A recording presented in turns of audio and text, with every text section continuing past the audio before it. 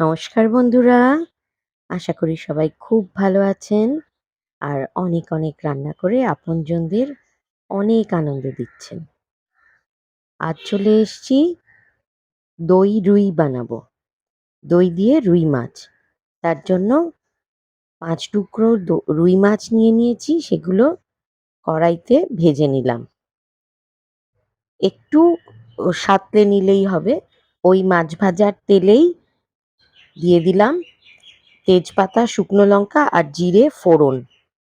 ফোড়নটা হালকা গন্ধ বেরিয়ে আসলে, ভাজার গন্ধ, এদিকে একটা বাটিতে আমি বাটা জিরে নিয়ে নিয়েছি, তার সাথে ধনে গুঁড়ো, লঙ্কার গুঁড়ো, হলুদ গুঁড়ো আর গরম মশলার গুঁড়ো নিয়ে একটু জল দিয়ে গুলে নিচ্ছি। এবার এইটা কড়াইতে দিয়ে দিলাম। এবার এটা একটু মশলাটা ভাজা ভাজা হবে, কষানো হবে আর কি। মশলা কষানো হয়ে গেছে, তেল বেরিয়ে এসছে মশলার থেকে, ছেড়ে গেছে তেল।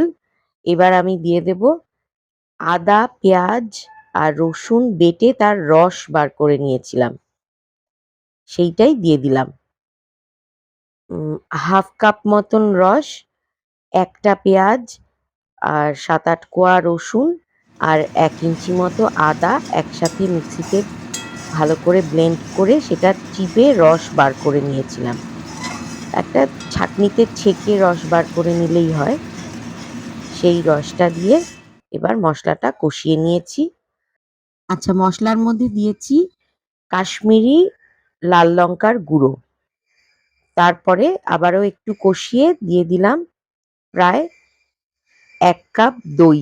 দইটা আমি ভালো করে ফেটিয়ে নিয়েছিলাম। দইয়ের আমি জল ঝরাইনি, এমনি নর্মাল ঘরে পাতা দই। সেই দই একটু ভালো করে ফেটিয়ে গ্যাসের আঁচ একদম কমিয়ে দিয়ে এটা কড়াইতে দিয়ে দিয়েছি। এবার তাতে স্বাদ মতো লবণ আর চিনি দিয়েছি। এবার একটু হালকা নাড়িয়ে নেব। নিলে ওই আঁচ কমানো অবস্থাতেই মাছগুলো এর মধ্যে দিয়ে দিচ্ছি। মাছগুলো একটু এই দইয়ের ঝোলে সেদ্ধ হবে, এটাই আর কি উদ্দেশ্য। তাতে কি হবে, মাছটার ভেতরে এই দই ঝোলের জুসটা যাবে আর তাতে মাছটা খুব জুসি হবে খেতে। ঢাকা দিয়ে দিলাম। ৫-৬ মিনিট ঢাকা দিয়ে রেখেছি। এরপর ঢাকনা খোলার পর ঝোল বেশ ফুটে উঠেছে। এবার একটু লবণ চেখে দেখার পালা। একটু লবণ চেখে মনে হলো একটু লবণটা একটু কম, তাই আরেকটু সামান্য লবণ আর চিনি দুটোই দিয়েছি।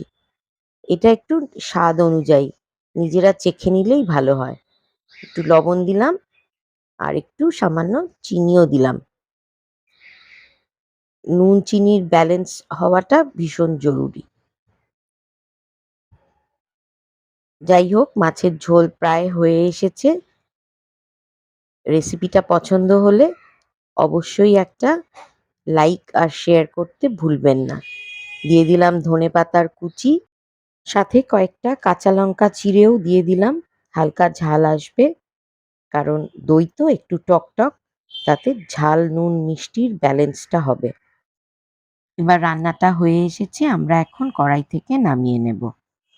যারা এখনো এই ফেসবুক পেজ ফলো করেননি, তাদের কাছে অনুরোধ, প্লিজ আপনারা এই পেজটা একটু ফলো করে নেবেন আর বন্ধুদের সাথে আমার পোস্ট শেয়ার করতে ভুলবেন না। দই রুই খুব সুন্দর দেখতে হয়েছে, দেখতেই খুব লোভনীয়। ভাত কিংবা পোলাও সব দিয়েই খাওয়া যায় আর খুব সহজ রান্না, খুব একটা ঝামেলা নেই।